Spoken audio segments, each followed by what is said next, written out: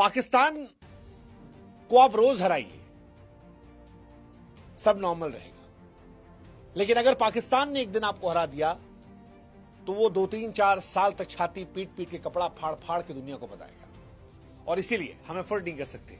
नहीं खेलना था, बट अब खेला है तो हैट्रिक में उन्हें ठोकना पड़ेगा। खैर, सरदार के असरदार होने के चलते इंडिया ने फाइनली श्रीलंका को भी आखिर में हरा दिया। हालांकि मेरे हिसाब से यह मैच श्रीलंका का था, श्रीलंका का यह मैच था। श्रीलंका ने अभिषेक शर्मा के आउट होने के बाद हमें चारों खाने चित किया है, सिवाय अर्शदीप सिंह के 19वें ओवर और सुपर ओवर के। बाकी सब उन्होंने हमें एक्सपोज किया। आप याद करो, इंडिया के बल्लेबाज आखिरी के ओवर रन नहीं बना पा रहे थे। ना अक्षर पटेल ना तिलक वर्मा के बैट से चौके छक्के नहीं लग रहे थे। सूर्या शुभमन की बैटिंग बहुत सवालिया निशान पैदा कर रही है। हार्दिक पांड्या दिन खराब था, वो